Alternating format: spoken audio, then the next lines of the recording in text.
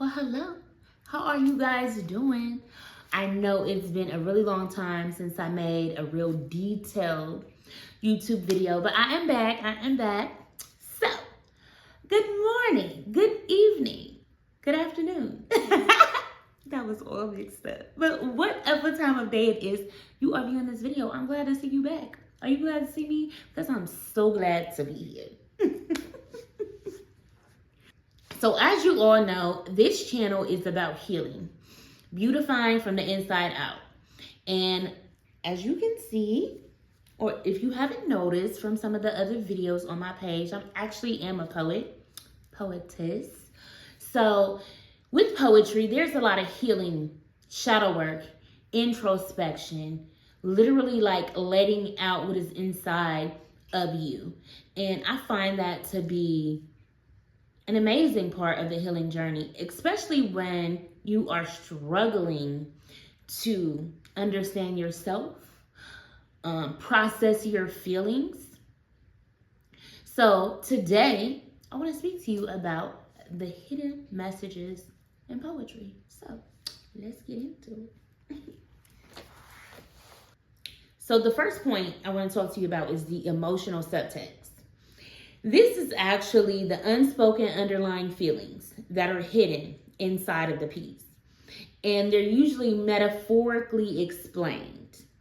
So the poet is implying what they feel so you can actually kind of embody that feeling without them saying directly, I was hurt.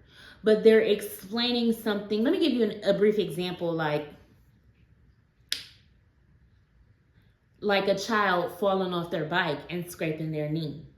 So you can remember like the pain that you first felt as a kid and you like fell off your bike and you scraped your knee, right? Like it was really, really painful. You probably cried. It was like so traumatic and a major little accident for yourself at that age because it was like, you know, one of your bigger moments of, oh my God, I got hurt, right? So in poetry, we are metaphorically explaining things without saying directly the emotion that we're feeling. So now, since we've mentioned metaphors, that's actually the second point, metaphors. You know, in this portion, we're actually decoding the language of the poet and understanding exactly what it is they mean.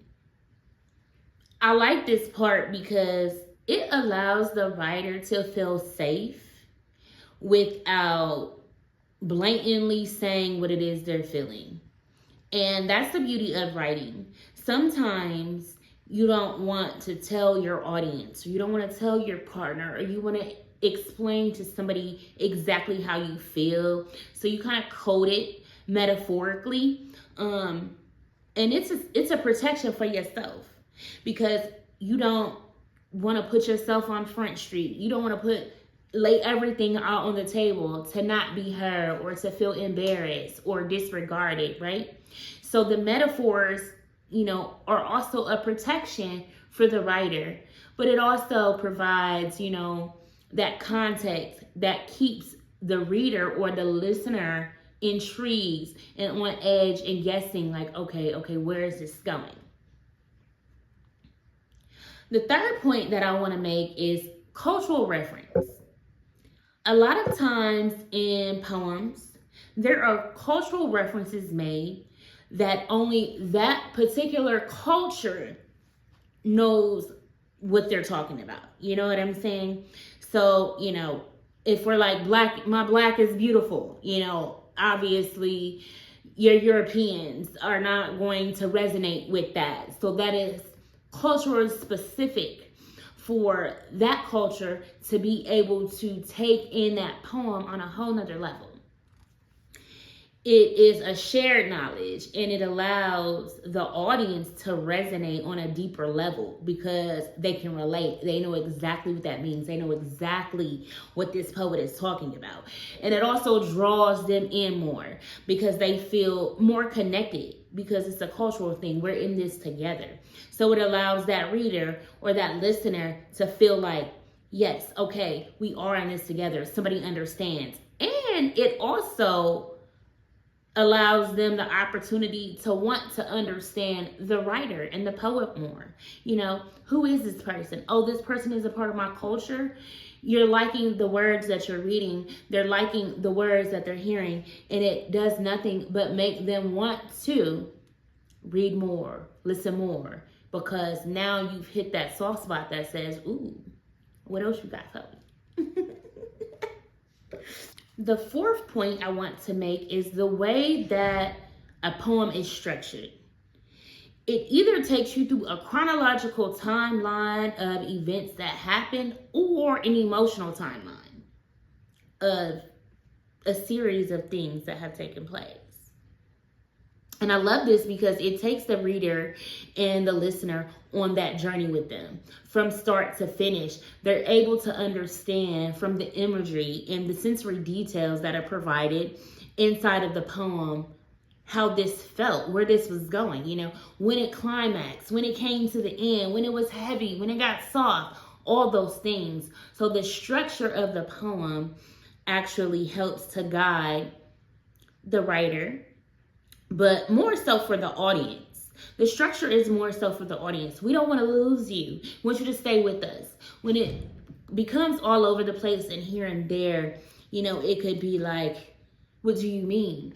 So also keep that in mind when you are conveying your feelings. I learned this through various legal situations, because in law, even if you are a victim or anything like that, or if you're a parent and you're like custody battles, or what have you, there's this thing where you can't speak or act out of emotion.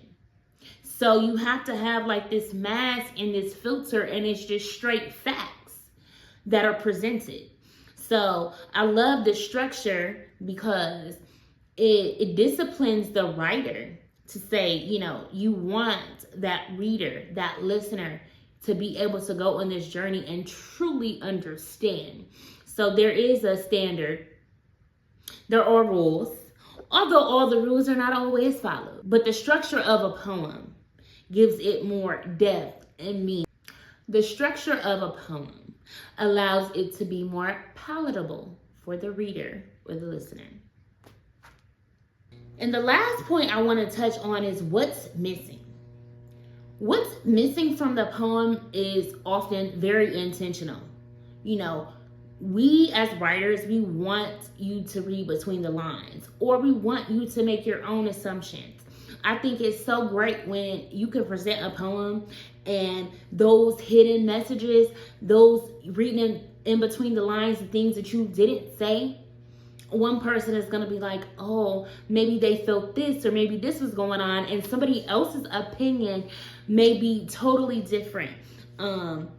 I was just recently back in October involved in a writing workshop, and I went in one of the sessions, and that was actually one of the activities. We all read a poem, and then we all had kind of like a different opinion of what this writer was feeling. So I love that, because when it's not direct and when you're leaving things out, it allows for the reader and the listener's imagination to run wild, which ultimately keeps them drawn in. They want to hear more from you. They want to see more from you. They want to know what else you got. What can you give to them? Anything that is thought-provoking, I think, intrigues people. And it brings them back. They want to ask you questions, and they want to come back for more, and they want to see what else you got. So, this has been beautifying from the inside out with Lynetta Shay. Although this is not my traditional video, but this is still healing from the inside out. So although we are pivoting a little bit, please believe I'm still going to come back. I'm going to dive into some introspection. I got some trauma things coming up. So stay tuned. Subscribe if you have not. Yes, hit that notification bell. Please give me some stars, thumbs up, and all the things. Yeah. But I'm excited to be back and to get back in the groove of actually feeding you guys with, you know, what my spirit has been filled with, and you know, what I'm able to pour out to you. So happy to be back. Hope you guys have enjoyed this video. Comment, share. Again, like, subscribe, and I will see you next time. And as always, be blessed.